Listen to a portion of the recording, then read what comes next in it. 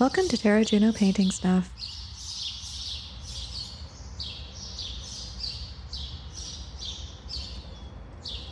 In this video, we are going to be creating this 12 by 12 oil painting of Grant's Mill in Winnipeg, Manitoba.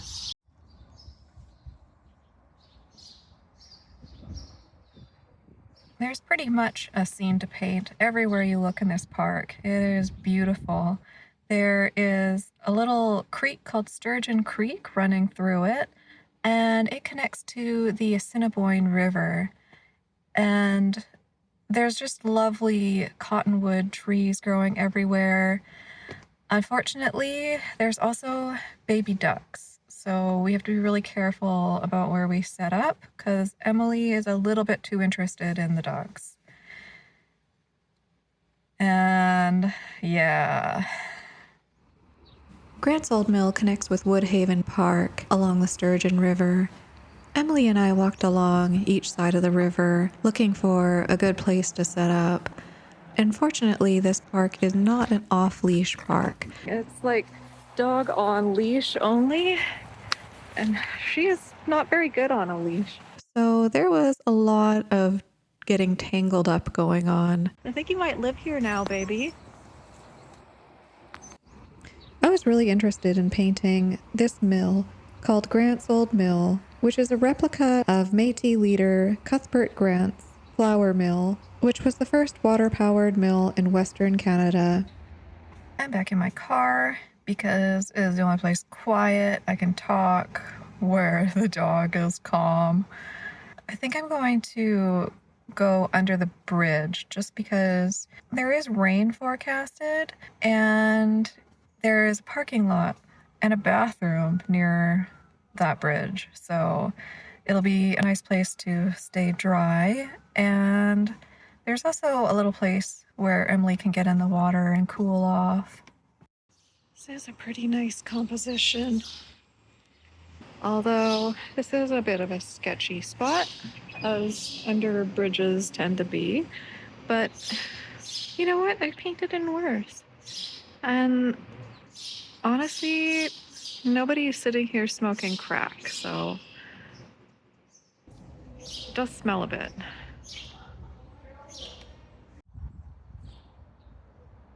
Got my square viewfinder.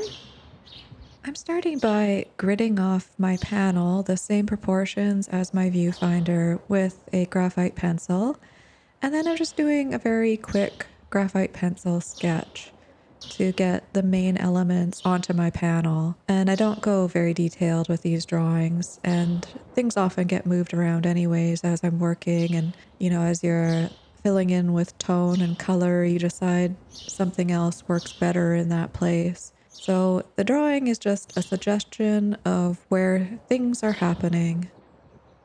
Here's my palette. I have lightest azo green, cadmium yellow light, permanent green, azo green, fast dry white, titanium white, burnt sienna, yellow ochre, Prussian blue, ivory black, alizarin crimson, cadmium red medium, and terra rosa.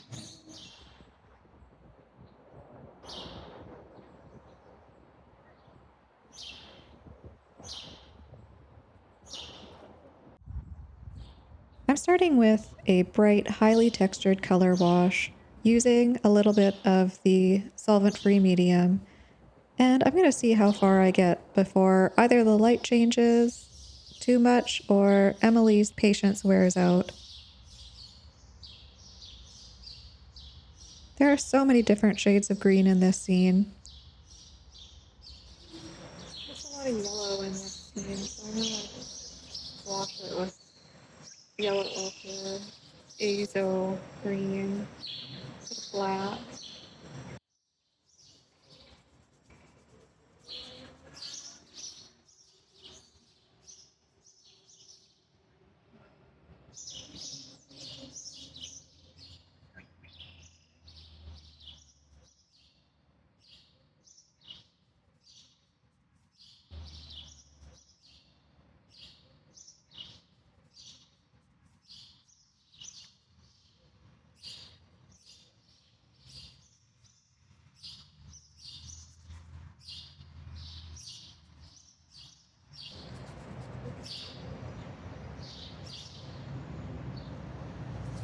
realized I was being watched.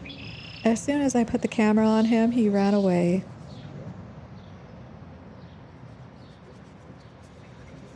I can't get enough of all the rivers and creeks surrounded by cottonwood and silverberry in Winnipeg.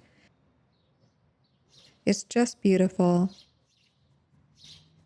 The weather forecast had called for rain, but it was starting to heat up, and I was really glad that I was under this bridge in the shade near the water.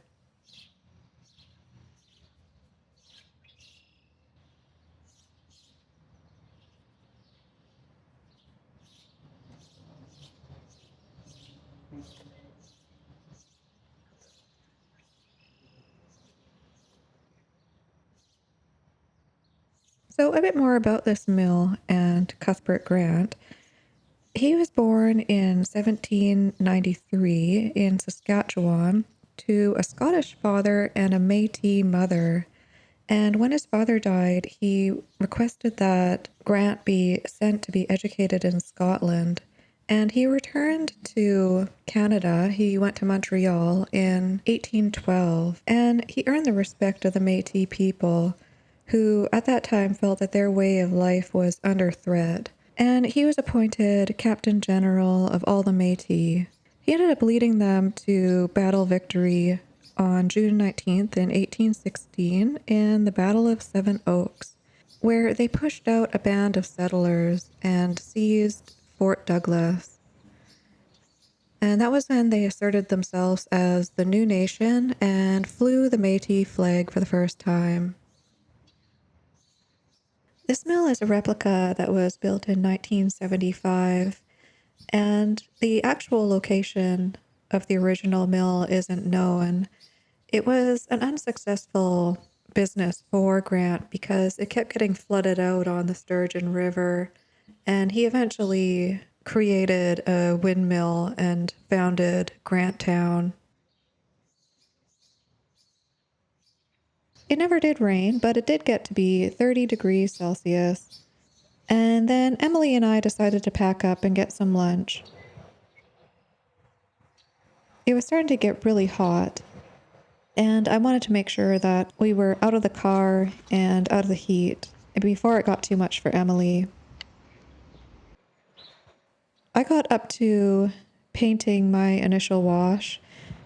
I wanted to make sure there were no hard lines in the painting. I'm not sure if it'll be dry by the time I can come back to this location. So it's been a few days and my painting is completely dry. As you can see, all of my pond scum is gone today. So it's quite a different scene. I do have a bit of pond scum over there I can probably take a bit of reference from, but that was one of the things that really attracted me to this scene. So I'm not sure where it went or if it'll come back. I do know it does move around. So hopefully maybe it'll move back into view at some point. Because it's dry, I'm going to brush a light coat of Gamblin solventless medium, thinned with solvent, onto the surface to reawaken the colors and help my new paint layer glide over top.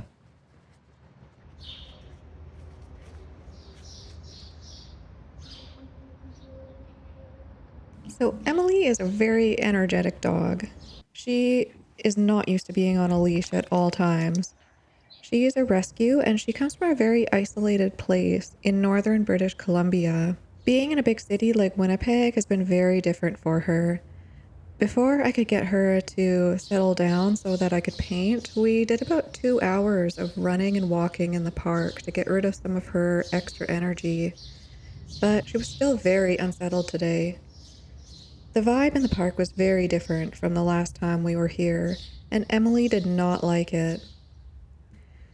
There was a lot of people here today, and a lot of people that had obviously taken some kind of substance, or, there was just a lot of that going on here.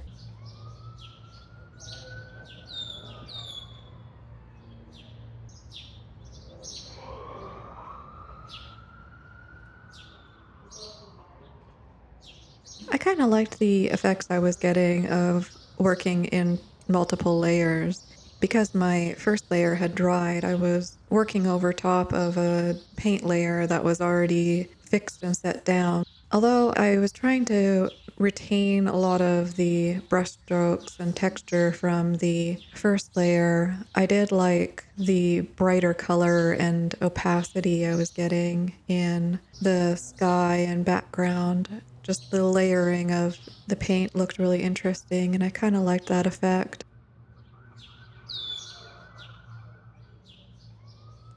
The people in Manitoba are very friendly.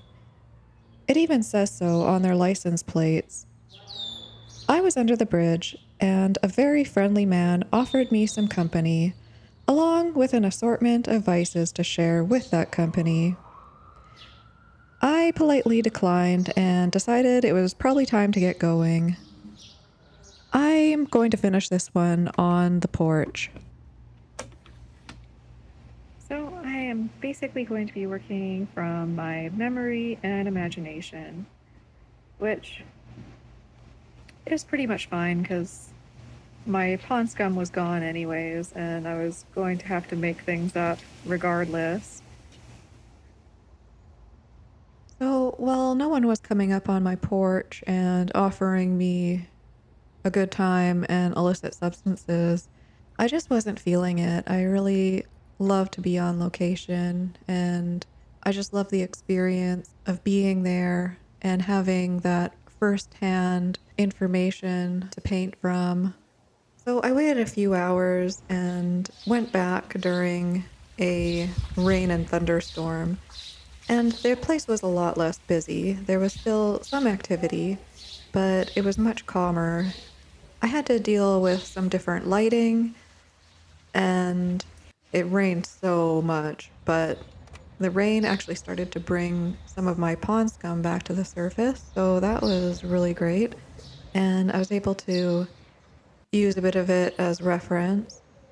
Sorry, it's a bit hard to see under here. It was so dark. A thunderstorm rolled in and it began to rain really heavily. It did obscure the scene a bit, but I just kept painting. And then it started to rain even harder.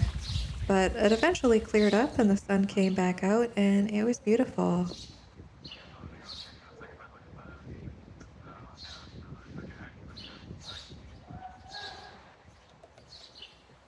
There was a woman somewhere under the bridge with us while we were there.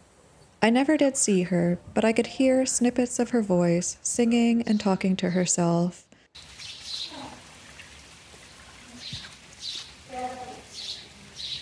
Oh, somebody else in here. It reminded me of Shakespeare's Ophelia. Her voice blending with the other noises on the creek was beautiful, but also sad and haunting. It was a soundtrack of self-destruction.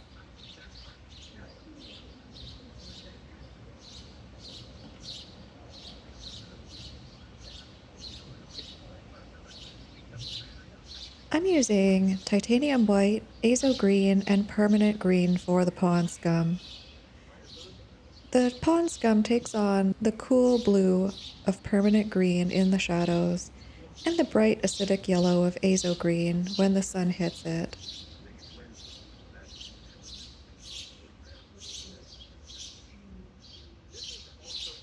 Plein painting can be a challenge. You can come up against a lot of obstacles to make a painting on location. It might be the weather, your supplies, unruly pets, maybe even your own perceived limitations. But the experience is unbeatable, and overcoming those obstacles gives you a great sense of accomplishment and pride.